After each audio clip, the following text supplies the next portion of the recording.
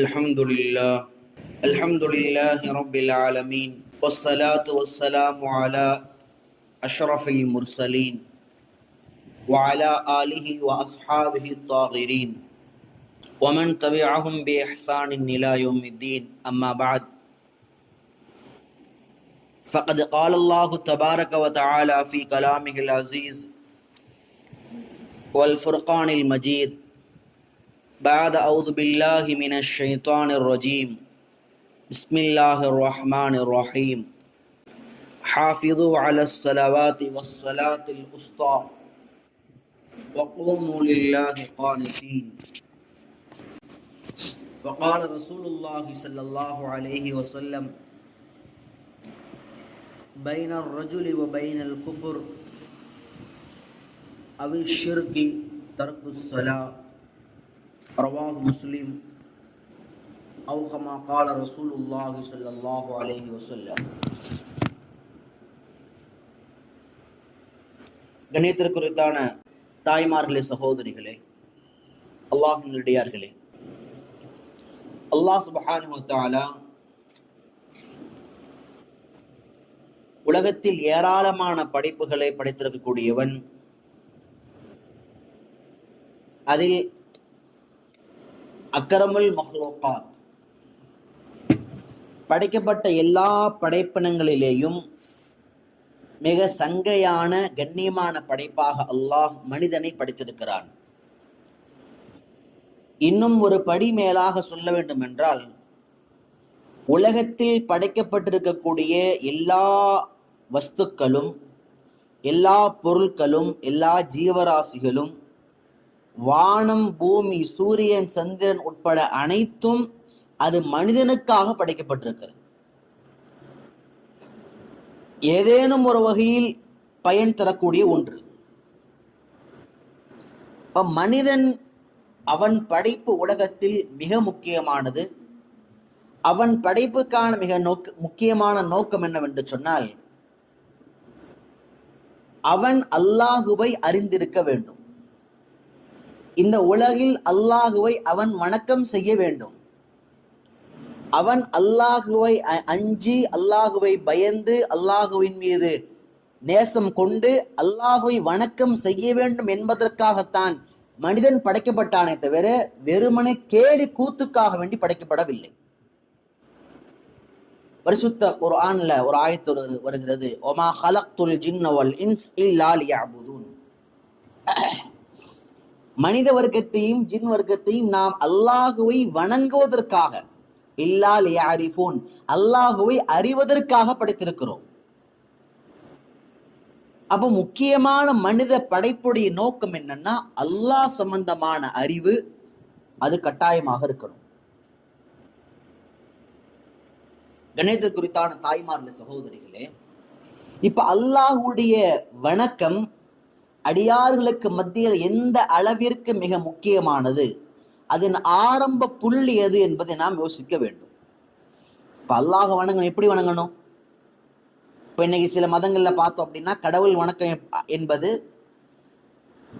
37 குடம் தண்ணி ஊத்தி 42 சுத்து உருள்ற மாதிரி. சில மதங்கள்ல பார்க்கிறோம், வேளால குத்திக்கிறாங்க, கம்பிகளால குத்தி கொள்கிறார்கள், தீ மிதிக்கிறார்கள். இதுவெல்லாம் வணக்கமாக அவர்கள் யோசித்து பார்க்கிறார்கள்.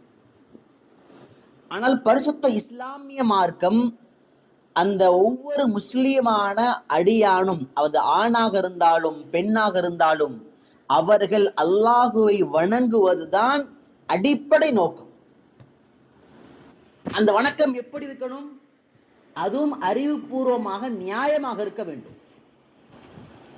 அப்படிப்பட்ட உயர்ந்த மகத்தான வணக்கங்கள்ல ஒன்றுதான் அல்லாஹ் சுப்ஹானஹு வ தஆலா கடமையாக்கி இருக்கக்கூடிய தொழுகை. அகிமிஸ்ஸலா, தொழுகை நிறைவேற்றுங்கள். தொழுகை உங்கள் மீது கடமையாக்கப்பட்ட வணக்கம். அருமையான தாய்மார்களே, சகோதரிகளே, இன்றைய காலத்தில் பேசப்பட வேண்டிய மிக முக்கியமான ஒரு தலைப்பு தொழுகை சம்பந்தமான ஒரு பேணுதல்.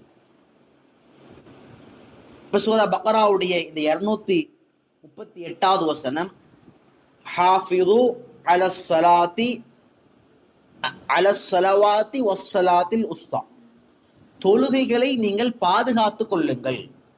வஸ்ஸலாத்தில் உஸ்தா, அது மத்திய தொழுகையாக இருக்கக்கூடிய அந்த தொழுகை மிக முக்கியமாக பாதுகாத்துக் கொள்ளுங்கள். வகூமு லில்லாஹி, அல்லாஹ்விற்கு முன்பாக நீங்கள் நில்லுங்கள். கானித்தீன், அல்லாஹுவை பயந்து நடுங்கக்கூடிய மக்களாக நில்லுங்கள்.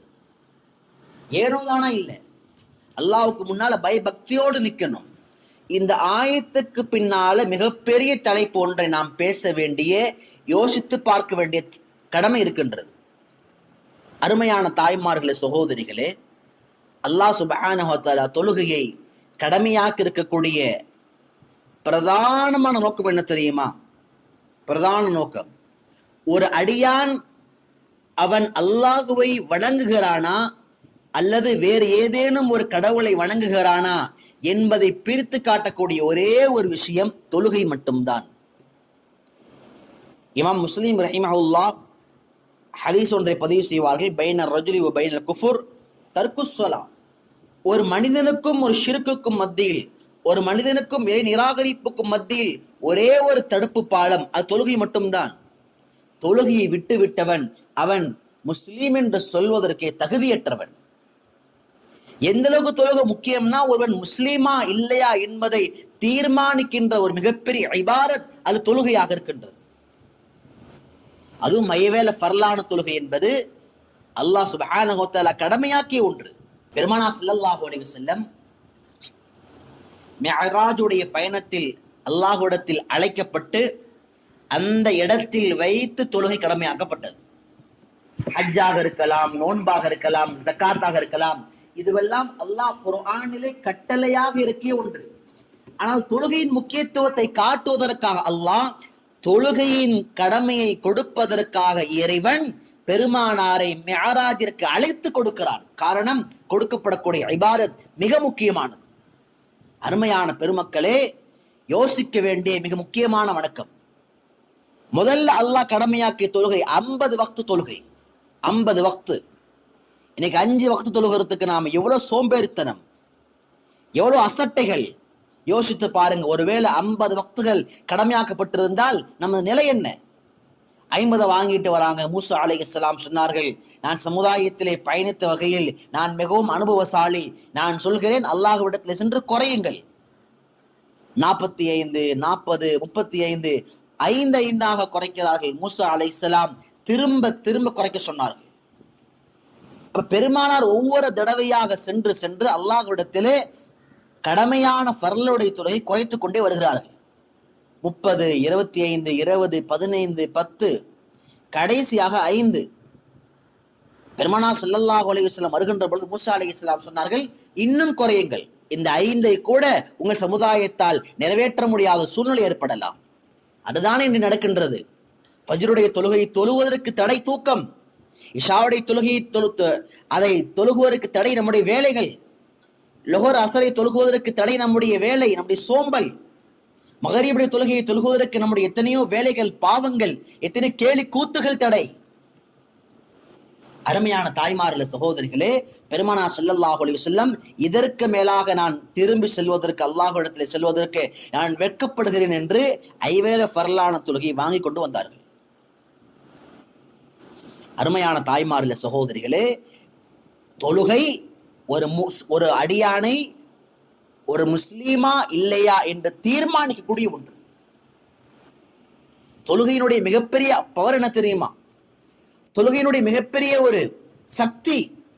அல்லாஹ் குர்ஆனில் சொல்வான், நீங்கள் தொழுகையை சரியான முறையில் பேணுதலோடு தொழக்கூடிய ஒருவராக இருந்தால் உங்களிடத்தில் 2 ஆபத்துகளை விட்டும் தடுக்கும். ஒன்று அனில் ஃபஹ்ஷா வல் முன்கர், ஒன்று ஆபாசத்தை விட்டும் உங்களை தடுக்கும். ஒரு பாவத்தை ஆபாசமாக உங்களை பார்க்க வைக்கும். இது ஆபாசம், வேணாம், ஈமானுக்கு மாற்றமானது. ஒரு பாவத்தை உங்களை ஆபாசமாக உணர வைக்கும் தொழுகை. இன்னைக்கு எத்தனையோ சோசியல் மீடியாக்கள் வந்ததன் காரணமாக அல்லாஹ் பாதுகாக்கணும், எத்தனையோ வெட்க உணர்வுகள் மழுங்கி போகிவிட்டது.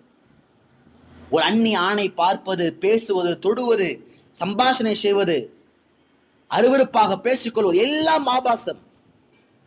அந்த தொழுகை ஒரு அடியானிடத்தில் சரியாக இருக்குமேனால் அந்த தொழுகை அந்த ஆபாசத்தை விட்டும் அந்த ஆணையும் பெண்ணே பாதுகாக்கும். நடக்கிறதா? அது நடந்தால் நம் தொழுகை சரியாக இருக்கின்றது அர்த்தம். குர்ஆன்ல அல்லாஹ் இரண்டாவதாக சொல்வான், வல் முன்கர், உங்களுடைய அத்தனை குற்றச்சாட்டுகள் பாவங்களையும் உங்களை விட்டும் படிப்படியாக அகல வைக்கும்.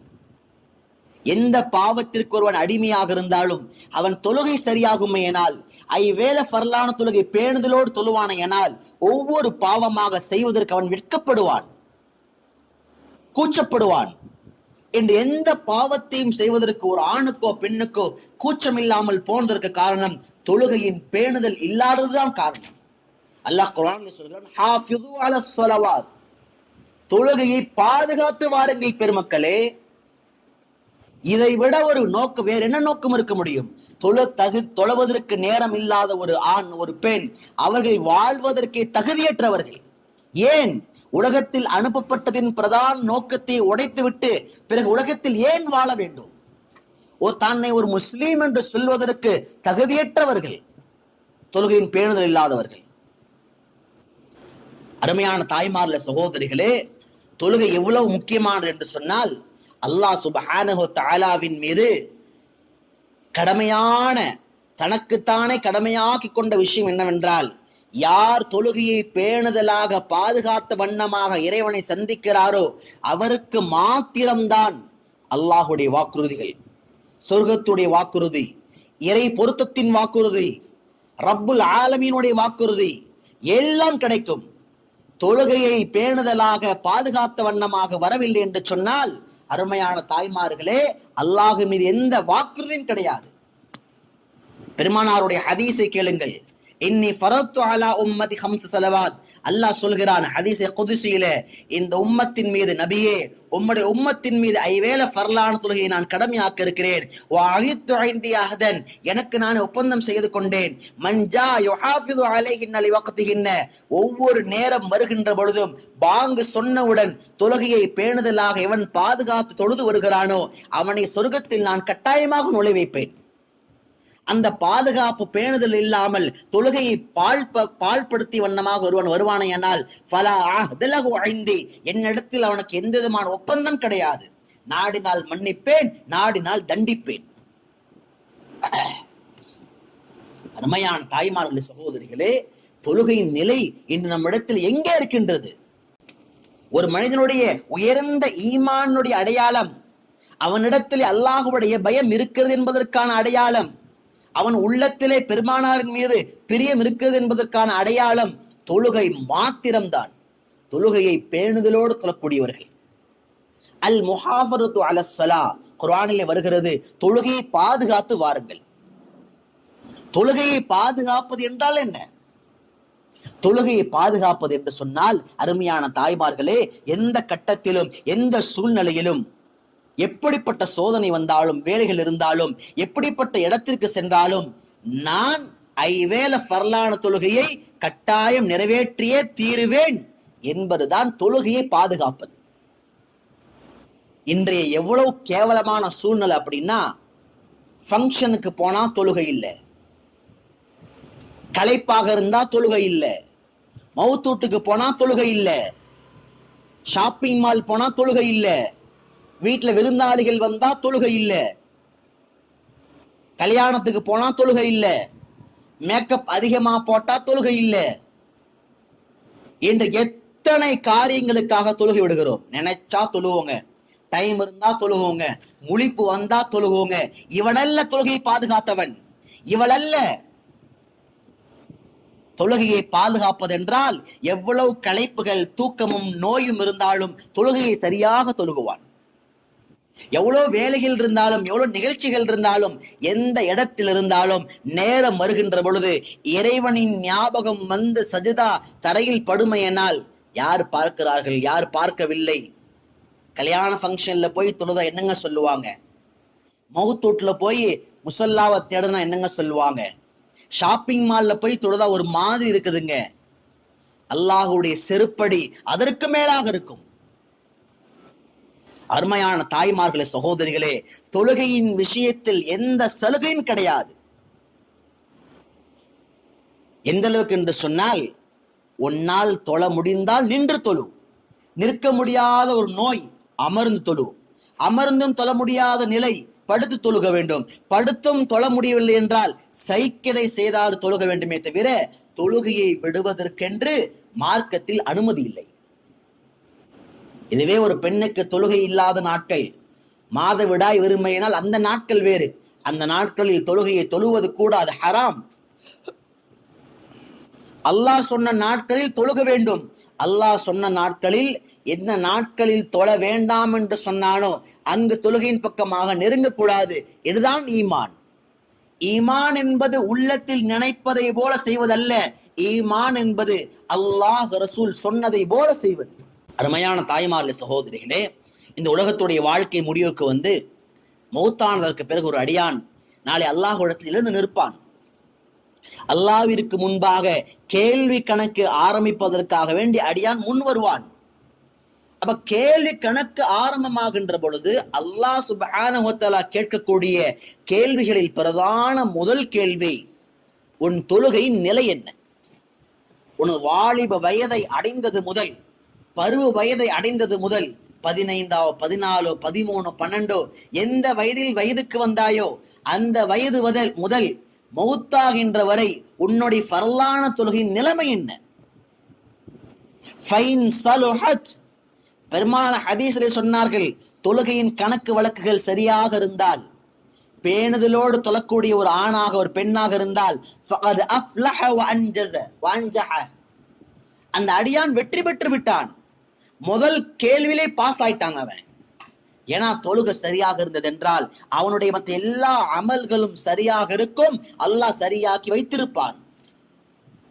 ஒருவேளை கணக்கு வழக்கு சரியா இல்ல, பல ஃபஜ்ர்கள் தொழுகல, இஷா தொழுகல, மகரீப் தொழுகல, தொழுகையை அல்லாஹ் சொன்ன மாதிரி தொழுகல, இறை எச்சத்தோடு தொழுகல, தொழுகையில் இஹ்லாஸ் இல்ல, தொழுகையின் வணக்கம் கெட்டு விடுமையானால் வகாப வஹசிர, பெருமானார் சொன்னார்கள், அதே இடத்திலே அவன் கை சேதமாகிவிட்டான், அவன் தோல்வி அடைந்து விட்டான், ஒட்டுமொத்தமான மறுமை வாழ்க்கையும் பாழாகி போகும்.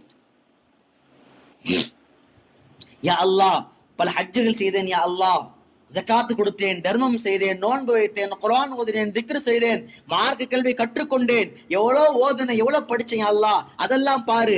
இல்லை, உன் முதல் கேள்வி தொழுகை சரியாக இல்லை என்றால் வகாப வஹசிர, மிகப்பெரிய கை சேதம் அடைந்து விடுவாய். பெருமானாருடைய ஹதீஸ்ல வருகின்ற வாசகங்கள் இதெல்லாம். அருமையான பெருமக்களே, தாய்மார்களே, சகோதரிகளே, எனவே தொழுகை நாம் நினைப்பதை போல அல்ல. அது தொழுகை ஏதோ இஸ்லாத்துடைய வணக்கங்களில் ஒன்றல்ல. நீ இஸ்லாமியன் என்பதற்கான அடையாளமே தொழுகைதான். உமர் ரலியல்லாஹு அன்ஹுடைய வாசகத்தை கவனித்து பாருங்கள். லா ஹல்ல ஃபில் இஸ்லாமி லிமன் தரக்க ஸலா, தொழுகையை விட்டவனுக்கு இஸ்லாத்தில் எந்தவித பங்கும் கிடையாது. கேவலம் தொழுகையை விட்டவன் தன்னை முஸ்லிமான பெண், ஒரு முஸ்லிமான ஆண் என்று சொல்வதற்கு கூச்சப்பட வேண்டும். பெருமானாருடைய காலத்தில் இஸ்லாத்தை ஏற்றவர்களுக்கு எல்லா விஷயத்திலையும் பெருமானார் சில நேரம் சலுகைகளை கொடுத்தார்கள். ஜகாத்து கொடுப்பது கடினமா, சரி இந்த வருஷம் ஜகாத்து கொடுக்க வேண்டாம். நோன்பு வைக்கிறது கஷ்டமா, சரி இப்பதான் இஸ்லாத்தை ஏற்றிருக்கிறீங்க, இந்த வருஷம் நோன்பு வேணாம். ஆனால் பெருமானார் ஸல்லல்லாஹு அலைஹி வஸல்லம் சமரசம் செய்யாத வணக்கம் என்னவென்றால் தொழுகை. நீ களிமா சொல்லிட்டனாலே தொழுகை ஃபர்ல். லா இலாஹ இல்லல்லாஹ் என்பதின் அர்த்தமே நீ அல்லாஹ்வுக்கு முன்பாக ஒவ்வொரு நாளும் சஜிதாவை உன் தலை வைப்பதுதான் அடையாளம்.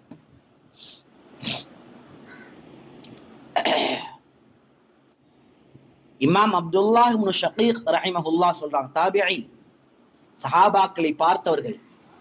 அப்துல்லாஹ் இப்னு ஷகீக், சஹாபாக்களை நான் பார்த்திருக்கிறேன், அவர்கள் இஸ்லாத்தினுடைய எந்த ஒரு அமலையும் விட்டதற்காக வேண்டி அதை குஃபுர், இறை நிராகரிப்பு என்பதாக சொல்லவில்லை. ஒரே ஒரு வணக்கத்தை தவிர, தொழுகையை விடுவதை தவிர. தொழுகையை விடுவது இறை நிராகரிப்பிற்கு சமம். சிலைகளை வணங்குவது மாத்திரம் இறை நிராகரிப்பு அல்ல. அல்லாஹ்வை மறுப்பது மாத்திரம் நிராகரிப்பு அல்ல. முஸ்லிமான பெயரை வைத்துக் கொண்டு, சீரியலை பார்த்து கொண்டு, போனை பயன்படுத்திக் கொண்டு, யாரோ ஒருவரோடு பேசிக்கொண்டு, சோம்பேறியாக தூங்கிக் கொண்டு உன் ரப்புடைய தொழுகையை நேரம் வருகின்ற பொழுது மறப்பையானால் உனக்கும் சிலை வணக்கம் செய்யக்கூடியவர்களுக்கும் எந்த வித்தியாசமும் கிடையவே கிடையாது.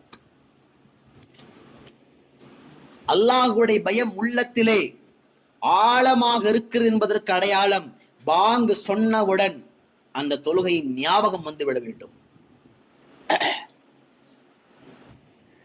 அருமையான பெருமக்களே, தாய்மார்களே, ஆண்களை விட பெண்கள் தொழுகையின் விஷயத்திலே மிகுந்த பேணுதல் தேவை. காரணம், எந்த தாய், எந்த ஒரு பெண்மணி தொழுகையின் முக்கியத்துவத்தை தன் வாழ்க்கையில் நிலைநாட்டுகிறாளோ அந்த பெண்ணுடைய குழந்தைகள் தன்னை போல தானாக தொழுகையாளியாக இருப்பார்.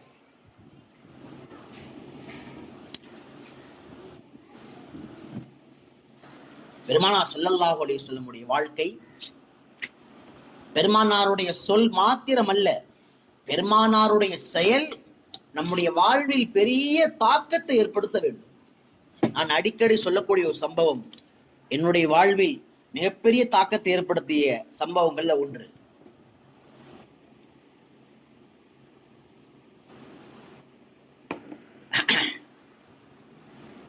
பெருமானார் ஸல்லல்லாஹு அலைஹி வஸல்லம் மௌத்துடைய நேரம், பெருமானாருடைய மௌத்துடைய நேரம் கடுமையான தலைவலி. எந்த அளவுக்கு தலைவலின்னு, ஆயிஷா நாயகி ரலியல்லாஹு அன்ஹாவுடைய தொடையில பெருமானாருடைய தலை இருந்தது. ஆயிஷா நாயகி சொல்றாங்க, தலைவலியின் காரணமாக பெருமானாருடைய தலை பாரம் ஆகிவிட்டது. எந்த அளவுக்கு அப்படின்னா, என்னால தொடையில பெருமானாருடைய தலையை வைக்க முடியாத அளவிற்கு தலைவலி, கடும் தலைவலி. ஈர துணியில நினைச்சு நினைச்சு பெருமானார் தலையில தடவிக்கிட்டே இருக்கிறாங்க. கடும் மயக்கம், கடும் தலைவலியினால கடுமையான மயக்கம். ஆனா எப்பெல்லாம் பெருமானார் மயக்கத்திலிருந்து விழிக்கிறார்களோ கேட்கின்ற முதல் வார்த்தை, தொழுகையின் நேரம் வந்து விட்டதா. ஒரு சந்தர்ப்பத்துல முழிச்சு பார்த்தாங்க, தொழுகை நேரம் வந்துருச்சு. அவங்களால எந்திரிச்சு உட்கார முடியல. சொன்னாங்க, என்னை ஒது செய்ய வையுங்கள். பெருமானாருக்கு ஒது செய்ய வைக்கப்பட்டது.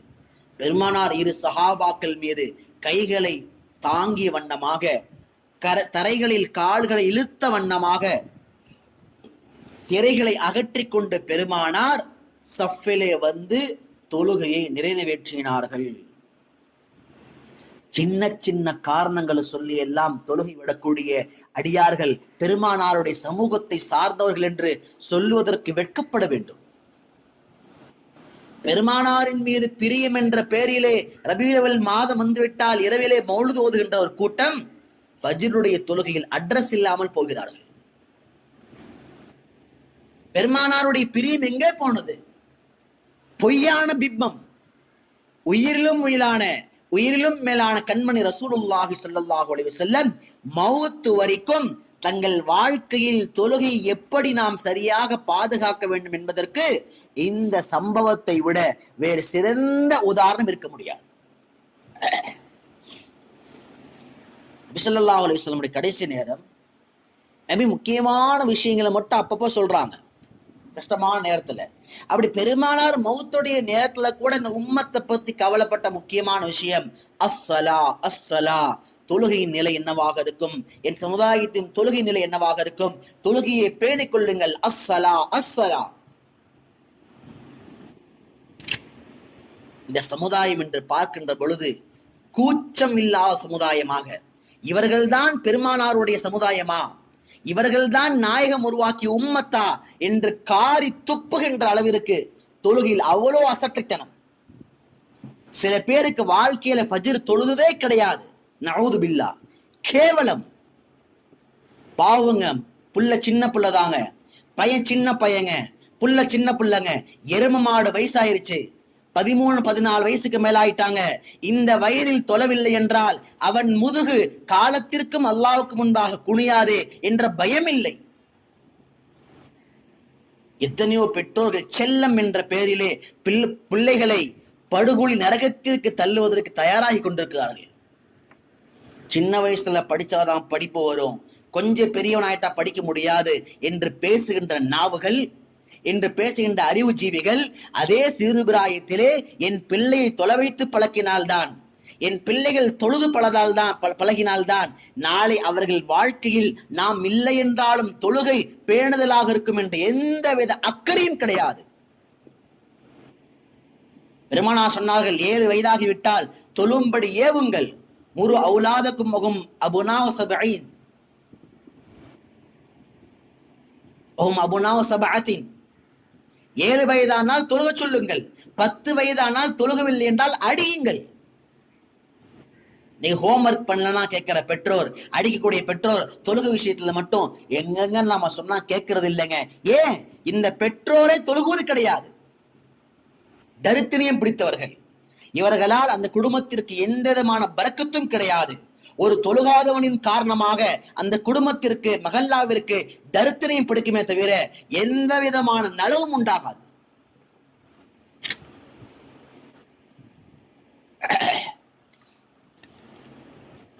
பெருமானார் ஸல்லல்லாஹு அலைஹி வஸல்லம் வாழ்க்கை எடுத்து பார்க்கின்ற பொழுது எவ்வளவு இன்பமான நினைவுகள்.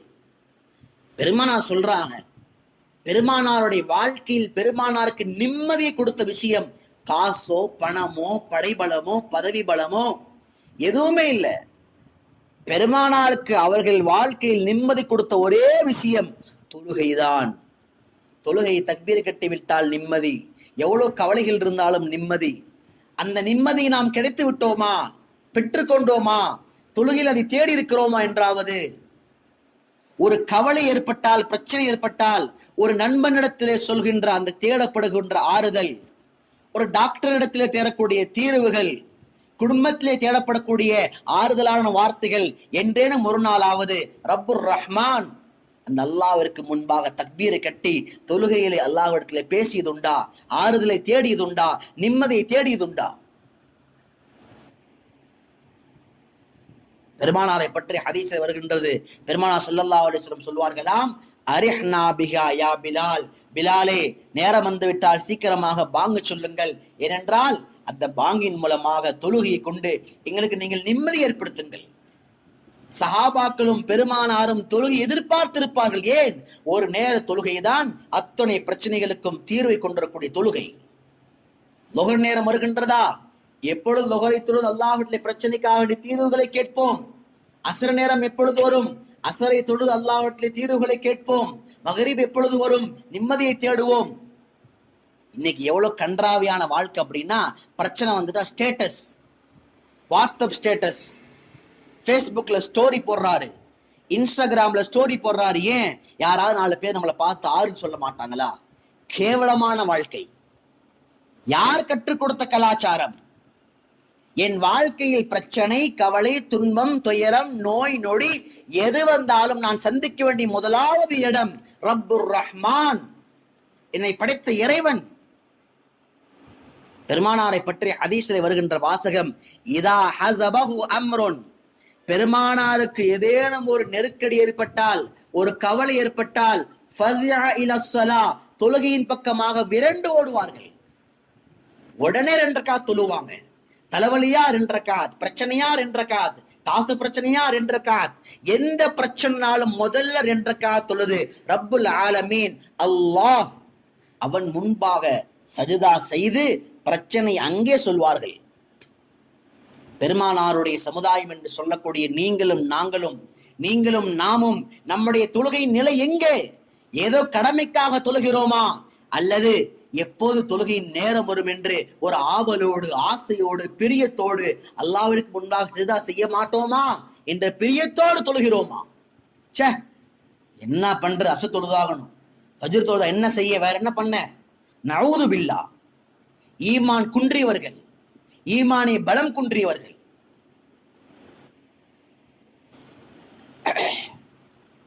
பெருமானார் ஸல்லல்லாஹு அலைஹி வஸல்லம் எப்பொழுதெல்லாம் பிரச்சனையும் சிரமங்களும் ஏற்பட்டதோ அப்பொழுதெல்லாம் தொழுகையின் பக்கமாக விரண்டு ஓடினார்கள் என்ற ஹதீஸிற்கு பின்னணியில் இமாம்கள் சொல்லக்கூடிய அழகான வாசகம் என்ன அப்படின்னா, ஒரு அடியான் அல்லாஹ்விற்கு முன்பாக தொழுகின்ற பொழுது, பிரச்சனையை சொல்கின்ற பொழுது அவனுடைய உள்ளம், அவனுடைய உறுதி 1க்கு 100ஆக வலுவான பலம் அடைகின்றது. ஏன்? என்னை படைத்த ரப்புக்கு முன்னால் நான் பறைசாட்டி விட்டேன். எங்கே போனது ஈமானி ரோஷம்? அருமையான தாய்மார்களே, சகோதரிகளே, தொழுகையை பற்றி பெருமானார் சொல்கின்ற பொழுது வஸ்ஸலாத்து நூருன், முஸ்லிம் கிதாபில் வரக்கூடிய ரிவாயத், வஸ்ஸலாத்து நூருன், தொழுகை ஒரு ஒளியாகும். தொழுகை பத்தி பெருமானார் சொல்றாங்க, தொழுகை ஒரு ஒளி. எங்க ஒளி? டார்ச் லைட் மாதிரியா? இல்ல. கபரில் யாரும் இல்லாமல், கணவன் இல்லாமல், மனைவி இல்லாமல், உறவுகள் இல்லாமல், செல்வம் இல்லாமல், உலகத்தின் எந்த விதமான விஷயங்கள் இல்லாமல் இருளிலே மட்டும் வாழக்கூடிய ஒருவன், அவன் தொழுகை சரியாக இருந்திருக்குமையானால் அவனுக்கு கபரிலே அந்த தொழுகை பிரகாசத்தை தரும், ஆறுதலை தரும், பாதுகாப்பை கொடுக்கும். உலகத்துல தொழுகல எந்த விதமான நலனும் பாதுகாப்பும் ஒளியும் கபரில் கிடைக்காது. உலகத்திலே வாழ்கின்ற போது சிரமத்திலே, கஷ்டத்திலே தொழுகையை சரியாக பேணி தொழுது விட்டாரா, சிராத்துல் முஸ்தகீம் பாலத்திலே ஒளியாக வந்து நிற்கும்.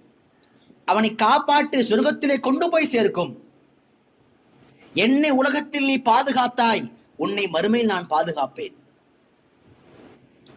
என்ன கஷ்டத்திலும் சிரமத்திலும் துயரத்திலும் தொழுகை சரியாக தொழுதாய், உன்னை நான் மறுமையில் பாதுகாப்பேன். இன்னைக்கு பாருங்க எவ்வளவு கேவலமான வாழ்க்கை அப்படின்னா, ஸ்கூல் காலேஜுக்கு போயிட்டா லொஹர் இல்ல, அசர் இல்ல, ஹாஸ்டல் போயிட்டா தொழுகையே இல்லை, நஊது பில்லா. அதை பத்தி பெற்றோருக்கு எந்த ஈமானி ரோஷமும் இல்லை. படிச்சா அப்படிதாங்க இருக்கும், காலேஜ் போனா அப்படிதாங்க இருக்கும், பிள்ளைங்க அப்படிதாங்க இருப்பாங்க. சொல்வதற்கு வெக்கமாக இல்லை? அந்த பிள்ளைகள் வந்த பொழுது லொஹரையும் அசரையும் நிறைவேற்றிய பிறகுதான் அடுத்த வேலையை செய்ய வேண்டும் என்று சொல்லக்கூடிய பெற்றோர் எத்துணை பேர் இருக்கிறார்கள். சரிமா, ஸ்கூல்ல தொழுகணும், தொழ முடியல, தொழுவதற்கு வாய்ப்பு கொடுக்கப்படல, வீட்டுக்கு வந்த உடனே மகரீபுடைய நேரம் வருவதற்கு முன்பாக விடப்பட்ட தொழுகையை தொழுதால்தான் அடுத்த வேலை என்று சொல்லக்கூடிய பெற்றோர் எத்துணை பேர் இருக்கிறார்கள். பிள்ளைகள் விஷயத்திலே ஆரோக்கியத்தை கவனிக்கக்கூடியவர்கள், சாப்பிடுகிறதா இல்லையா என்று பார்க்கக்கூடியவர்கள், பிள்ளைகள் உலக படிப்பை பார்க்கக்கூடியவர்கள், பிள்ளைகள் படிக்கிறதா இல்லையா என்று டியூஷன் அனுப்பக்கூடிய எத்தனையோ பெற்றோர்கள் தொழுகை விஷயத்திலே பிள்ளைகளை கண்டிப்பதும் இல்லை, எந்த விதமான கேள்விகளை கேட்பதில்லை என்று சொன்னால் உலகத்தில் ஆக மோசமான துரோகிகள் அவர்களை பெற்ற பெற்றோர்கள் மட்டும்தான். உலகத்தில் ஒரு அடியானுக்கு ஈமானுக்கு பிறகு கொடுக்கப்படக்கூடிய ஆக உயர்ந்த ஒரு விஷயம் என்னவென்று சொன்னால் அவன் வாழ்க்கையில் பேணுதலாக தொழுகுவது. அதை கூட நம் பிள்ளைகளுக்கு ஏற்படுத்தி தர முடியவில்லை என்று சொன்னால் நாம் என்ன பெற்றோராக இருக்க முடியும்? பிள்ளைகள் உலக விஷயத்துல சரியா இல்லை அப்படின்னா எந்த எக்ஸ்ட்ரீமான நிலைக்கும் போறோம், கண்டிக்கிறோம், மிரட்டுறோம், அடிக்கிறோம், பிரச்சனையாக்குறோம், அத்தாட சொல்லிடுவோம் சொல்றோம். ஆனால் எந்த பிள்ளைகள் தொழுகையின் பேணுதல் இல்லையோ அந்த பிள்ளைகள் விஷயத்தில் எடுக்கப்பட்ட கடும் நடவடிக்கைகள் என்ன? அடிக்கின்ற ஆசிரியர் குற்றவாளி, கேட்கின்ற நபர்களும் குற்றவாளி. ஏன்னா இந்த அம்மாட்ட தொழுகை இல்லை, அதனால பிள்ளைட்டையும் தொழுகை இல்லை.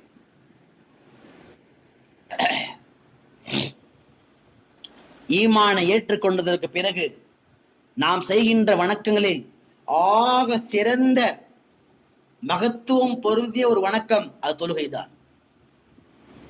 இப்னு மஸ்ஊத் ரலியல்லாஹு அன்ஹு ரசூலுல்லாஹி ஸல்லல்லாஹு அலைஹி வஸல்லம் வந்து கேட்டாங்க, யா ரசூலுல்லாஹ் அய்யுல் அமலி அஃவல், அமலில் சிறந்தது என்ன? நாயகம் சொன்னார்கள், அஸ்ஸலாத்து லிவக்திஹா. புகாரியுடைய ஹதீஸ், அஸ்ஸலாத்து லிவக்திஹா, தொழுகையை அதனுடைய நேரத்திலே தொழுகுவது.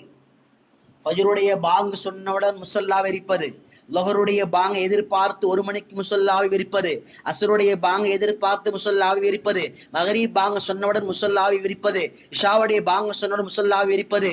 ஏதோ எல்லா வேலைகளையும் முடித்துவிட்டு கடமைக்காக தொழுவதல்ல. சிறந்த இபாதத் பாங்கு சொன்னவுடன் முஸல்லாவை விரிக்கக்கூடிய பெண்கள் இருக்கிறார்களா?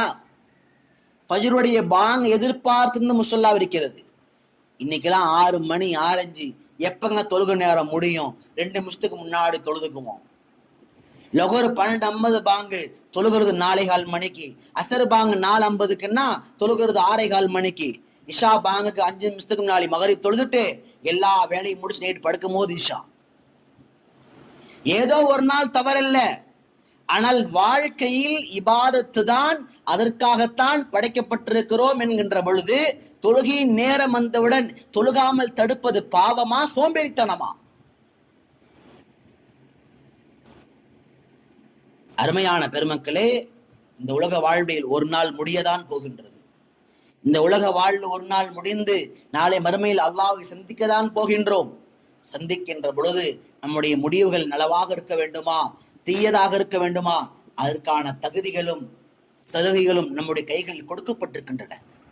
நாளை ஒரு அடியான் மறுமையிலே அல்லாஹுடைய பொருத்தத்தை நாடி பெருமானாருடைய சொர்க்கத்தில் நெருக்கத்தை நாடுவானேயானால், எப்படியாவது பெருமானாருக்கு அருகாமையில் சொர்க்கத்தில் இருக்க வேண்டுமே என்ற எண்ணம் இருக்குமேயானால், அவன் மீது கட்டாயமான ஒரு விஷயம் என்னவென்று சொன்னால் அதிகமாக தொழுக வேண்டும். ஃபர்துகளை தாண்டி தஹஜ்ஜுத், முன்பின் சுன்னத்துகள், அவ்வாபினுடைய தொழுகை, லுஹாவுடைய தொழுகை, சூரியன் உதயமானுடன் தொழுகுவது, அதிகமான நஃபிலான வணக்கங்கள் மூலமாக தாய்மார்களே ஒரு அடியானுக்கு ரசூலுல்லாஹி ஸல்லல்லாஹு அலைஹி வஸல்லம் நெருக்கம் சொர்க்கத்திலே கிடைக்கின்றது. ஒரு சஹாபி ரசூலுல்லாஹி ஸல்லல்லாஹு அலைஹி வஸல்லம் அவங்கள்ட்ட வந்தாங்க. ரபியா இப்னு கஅப் அல் அஸ்லமி. பெருமானார் இரவு உறங்கினாங்க. பெருமானார் இரவு எழுந்திருக்கின்ற பொழுது நாயகம் ஸல்லல்லாஹு அலைஹி வஸல்லம் அவர்களுக்கு ஒது செய்வதற்கான தண்ணியை கொண்டு வந்து கொடுத்தாங்க. பெருமானாருடைய எல்லா தேவைகளையும் செஞ்சு கொடுத்தாங்க. ரபியா இப்னு கஅப் அல் அஸ்லமி எல்லா வேலையும் முடிச்சோடனே பெருமானாருடைய பழக்கம் என்னன்னா, யாராவது உதவி செஞ்சாங்கன்னா வெறுங்கையை அனுப்ப மாட்டாங்க. நபி ஸல்லல்லாஹு அலைஹி வஸல்லம் கேட்டாங்க, தோழரே ஏதாவது கேளுங்க, நான் உங்களுக்காக தரேன், ஏதாவது கேளுங்க. அப்ப கேட்டாங்க அந்த ரபியா இப்னு கஅப் அஸ்லமி, யா ரசூலல்லாஹ் அஸ்அலுக முராஃபகதக ஃபில் ஜன்னா, சொர்க்கத்திலே உங்களோடு நெருக்கமாக இருப்பதை நான் கேட்கிறேன். எப்படிப்பட்ட சஹாபாக்கள் பாருங்க. பெருமானார் உருவாக்கிய மாணவர்கள். கேட்க சொன்ன போது கூட கேட்டால் கிடைக்கும், ஆனால் கேட்டது பணமோ பதவியோ சுகபோகமான வாழ்க்கை அல்ல. யா ரசூலல்லாஹ் சொர்க்கத்தில் உங்களுக்கு நெருக்கமாக இருக்க வேண்டும். அப்படியா? பெருமானார் ஸல்லல்லாஹு அலைஹி வஸல்லம் சொன்னாங்க, அப்படின்னா எனக்கு ஒரே ஒரு ஹெல்ப் பண்ணுங்க. ஃபஅஇன்னி அலா நஃப்ஸிக பிகத்ரத்தி சுஜூத். முஸ்லிம் வரக்கூடிய ரிவாயத். சொன்னாங்க, அப்படி என்று சொன்னால் ரபியா இப்னு கஅப் அஸ்லமி அவர்களே, நீங்கள் அதிகமான சஜிதாக்களை செய்வதின் மூலமாக எனக்கு நீங்கள் உதவி செய்யுங்கள். நீ நிறைய தொழுதீங்கன்னா சஜிதா செய்ய முடியும். அதிகமான சஜிதான சும்மா கீழே விழுந்து எந்திரிக்கிறது இல்லை. சஜிதான என்ன கணக்குன்னா ரக்காத், தொழுகை கணக்கு. அதிகமான தொழுகையின் மூலமாக நாயகத்தினுடைய நெருக்கத்தை சொர்க்கத்திலே பெற முடியும்.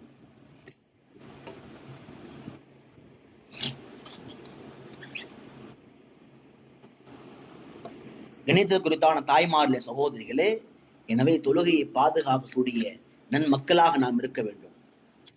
இந்த தொழுகையை பாதுகாப்பதற்கு ஒவ்வொரு நாளும் வாழ்க்கையிலே தொழுகையை சரியாக நிறைவேற்றுமே என்ற எண்ணம் எல்லோருக்கும் இருக்கலாம். ஆனால் நம்முடைய சில அசட்டைத்தனங்கள், சில பாவங்களினால் அது செய்ய முடியாமல் இருக்கலாம். தொழுகையை பாதுகாக்க வேண்டும், பேணுதலாக செய்ய வேண்டும் என்று நாடக்கூடிய மக்களுக்கான தீர்வுகள் என்ன? சில அழகான தீர்வான விஷயங்கள் இருக்கிறது. அதை சரியாக பின்பற்றுகிற பொழுது அவர்களால் தொழுகையை பேணுதலாக தொழ முடியும். சில முக்கியமான விஷயங்கள் அறிஞர் பெருமக்கள் முதலாவது சொல்வார்கள், உங்கள் வாழ்க்கையில் தொழுகை பேணுதலாக வருவதற்கு முதலாவதாக ஐவேளை ஃபர்லான தொழுகையின் நேரத்தை அறிந்து வைத்திருங்கள். ஆண்களிடத்திலே சொல்லி தொழுகையின் நேரம் மாறும் போதெல்லாம் ஒவ்வொரு 6 நாட்களுக்கும் ஒரு முறை தொழுகை நேரம் மாறும் போதெல்லாம் தொழுகையின் நேரத்தை வீட்டில் சாட் போட்டு எழுதி வைங்க. உங்களுக்கு அந்த நேரம் அது நினைவில் இருக்கின்ற பொழுது தொழுக வேண்டும் என்ற எண்ணம் உருவாகும். உங்கள் பிள்ளைகளுக்கு உருவாகும். யோசிச்சு பாருங்க, எந்த வீட்டில் சாட் இருக்குது? எந்த வீட்டில் தொழுகையின் நேரம் எழுதி வைக்கப்பட்டிருக்கிறது? அதெல்லாம் ஆண்களுக்குங்க. நமக்கு எப்ப வேணா தொழுகலாங்க. ஏங்க எவ்வளவு வேணா டைம் மாறட்டுங்க, என்னோட டைம் லொஹர் 4:15 தாங்க. நவுது பில்லா. ஃபஜ்ர் எவ்வளவு வேணா முன்பின் ஆகட்டுங்க, அதெல்லாம் ஆண்களுக்கு தாங்க. எங்களுக்கு ஃபஜ்ர் 6 மணிக்கு தாங்க. சில பேருக்கு ஃபஜ்ர் தொழுகையே 8:30 மணிக்கு தான். தொழுகையின் நேரம் பூமியினுடைய பூலோகம் மாறி போயிடும். ஃபஜ்ர் 8:30 மணி, லொஹர் 4:15 மணி, அசர் 6:15 மணி, மகரிப் 7:45, இஷாவுடைய தொழுகை நைட்டு ஒரு 11, 10, 10:30, 12 மணி. அது சோம்பேறித்தனமா யோசிச்சு பாருங்க. எல்லா வேலையும் முடிச்சுட்டு இஷா தொழுகும் அப்படின்னா அந்த கடைசி நிமிடங்கள்ல உறங்குவதற்கு முன்பாக தொழக்கூடிய தொழுகை, அது சுறுசுறுப்போடு ஆர்வத்தோடு ரப்போடு பேசுகிறோமே என்ற எண்ணம் இருக்குமா? எப்படியாவது தொழுதுட்டு கவுந்தடிச்சு படுப்போன்ற எண்ணம் இருக்குமா? பா காலையிலிருந்து வேலைப்பா, எப்படியா சீக்கிரமா படுப்போம் என்ற எண்ணம் இருக்குமா? அல்லது இறைவனோடு நாம் பேசும் என்ற எண்ணம் இருக்குமா? இதை நீங்க பாங்கு சொன்னோன்னு தொழுது பாருங்க, மாஷா அல்லாஹ், அதோடைய உணர்வுகளே வேறு. அப்ப பேணுதல் வருவதற்கு முதல்ல உருவாக்க வேண்டிய வழி என்னன்னா, ஒவ்வொரு 6 நாட்களுக்கும் ஒரு முறை நேரம் எப்பெல்லாம் தொழுகை நேரம் மாறுதோ அதை குறிப்பிட்டு எழுதி வைத்து அதை ஞாபகம் வைத்துக் கொள்ள வேண்டும். இரண்டாவது, தொழுகையை பாதுகாக்க வேண்டும் என்று விரும்புகின்ற உள்ளங்களுக்கு தொழுகையினுடைய நேரம் பாங்கு சொல்லிவிட்டால் எந்த விதமான வேலைகள் இருந்தாலும் நீங்கள் நேரடியாக முசல்லாவிற்கு செல்லணும். ஒரு 10 நிமிஷம் வேலை தாங்க, இந்த சீரியல் முடிஞ்சிடும். சீரியல் எபிசோட் விளம்பரம் போட்ட உடனே தொழுக ஆரம்பிச்சிடலாம், அப்படி இல்லை. தொழுகையின் நேரம் பாங்கு சொல்லிவிட்டால் நான் உடனடியாக முசல்லாவிற்கு செல்லுவேன் என்று எந்த பெருமக்கள் உறுதி கொள்கிறார்களோ அவர்கள் நிச்சயமாக தொழுகையை பாதுகாக்கக்கூடிய பெருமக்களாக உருவாகி விடுவார்கள்.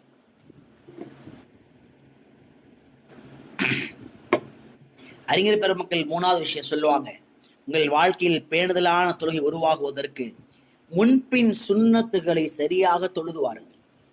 ஃபஜ்ருடைய முன் சுன்னத், லொஹருடைய முன் சுன்னத், லொஹருடைய பின் சுன்னத், லொஹருக்கு பின்னால் சொல்லக்கூடிய நஃபில், அசருக்கு முன்னால் சொல்லக்கூடிய நஃபில், மகரீபுக்கு பின்னால் சொல்லக்கூடிய சுன்னத், இஷாவிற்கு முன்னாலும் பின்னாலும் சொல்லக்கூடிய சுன்னத்துகள். இந்த தொழுகைகளை பேணுதலாக தொழுதால் ஃபர்லுடைய தொழுகை பாதிக்கவே படாது. ஃபர்ல மட்டும் சரியா தொழுதுருவாங்கன்னு இருந்தா கண்டிப்பா ஷைத்தான் ஏமாத்திடுவான். 5 4 ஆகும், 4 3 ஆகும், 3 2 ஆகும், அப்புறம் 2 1 ஆகும். அப்புறம் எங்கேயாவது திரும்ப அடி வாங்குவார், திரும்ப சோதனை கடுமையா வரும், திரும்ப முசல்லாவை தேடுவாரு, திரும்ப பிரச்சனை சரியாயிரும், திரும்ப தூக்கி போட்டுவார் முசல்லாவை. இப்ப 3வதாக தொழுகையின் பேணுதல் வருவதற்கு முன்பின்னுடைய சுன்னத்துகளுடைய பேணுதல் இருக்க வேண்டும். தொழுகை பேணுதல்.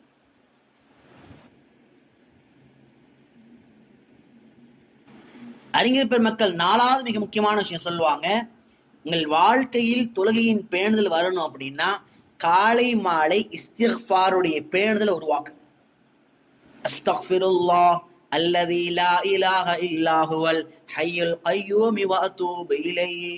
யா அல்லாஹ், மகத்தான இறைவா, உன்னிடத்திலே மன்னிப்பு கோருகிறேன், உன் பக்கமே நான் திரும்பி வருகிறேன், என்னை மன்னிப்பாயாக.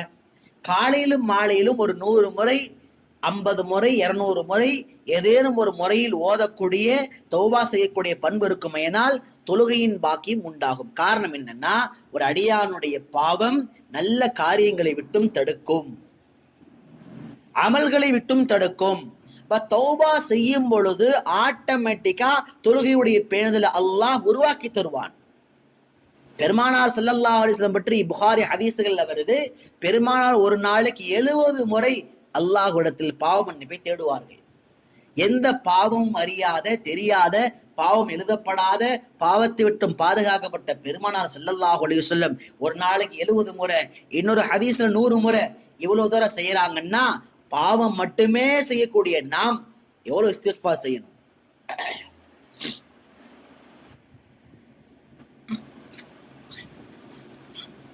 ஒருத்தர் போய் கேட்டார் அறிஞர்கிட்ட, ஒரு ஆலிம் சாட்ட, ஆலிம் சா இது மாதிரி எவ்வளோ பாவம் ஒரு நாளைக்கு செய்கிறேன், ஒரு நாளைக்கு எவ்வளோ இஸ்திக்ஃபார் செய்யணும். ஆலிம் சா சொன்னாராம், நீ இஸ்திக்ஃபார் மட்டும்தான் செய்யணும், எந்நேரமும் செய்யணும். ஏன்னா அவ்வளோ பாவம் நடக்குது இன்னைக்கு. நின்றா பாவம், படுத்தா பாவம், தொழிலுக்கு முன்னால பாவம், தொழிலுக்கு பின்னால பாவம்.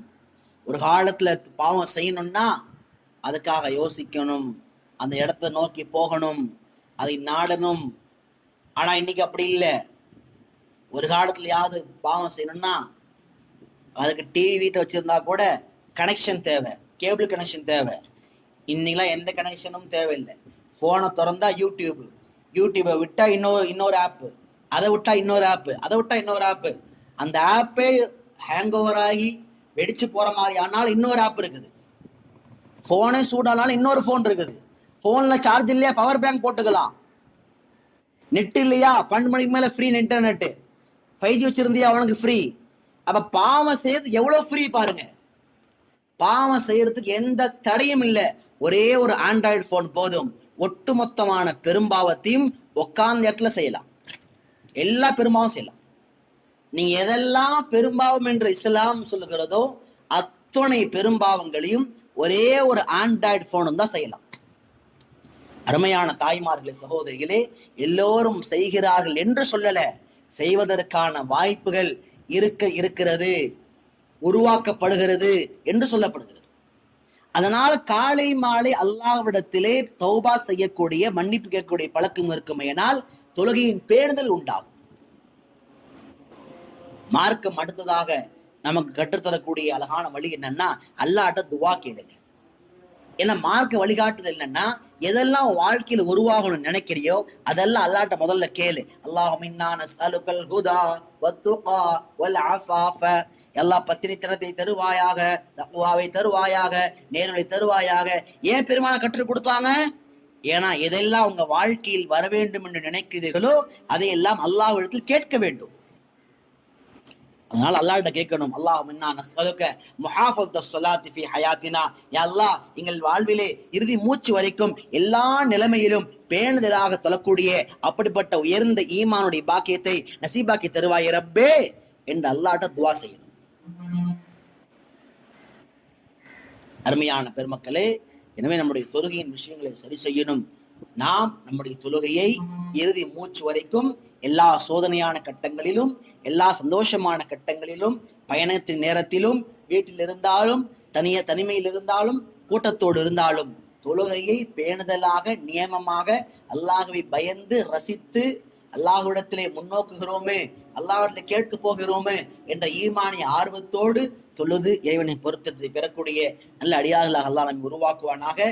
இன்று கேட்ட எல்லா விஷயங்களையும் உங்கள் கணவன்மார்களுக்கு, உங்கள் பிள்ளைகளுக்கு, உங்கள் பெற்றோர்களுக்கு ஒரு தாவத்தாக, ஒரு உபகாரமாக அவர்களுக்கு இந்த தொழுகையின் விஷயத்தை எத்தி வைத்து அவர்களை தொழுகையாளிகளாக ஆக்குவதற்கு நீங்கள் கட்டாயமாக மிகப்பெரிய உதவிகளை செய்ய வேண்டும். தொழுகுவது பெரிய விஷயம் அல்ல. தொழுகையை பேணுதலாக ஒவ்வொரு நாளும் இறுதி மூச்சு வரைக்கும் தொழுகுவதுதான் மிகப்பெரிய ஈமானுடைய பாக்கியம். அல்லாஹ் நம் அனைவருக்கும் நசீபாக்கி தருவானாக.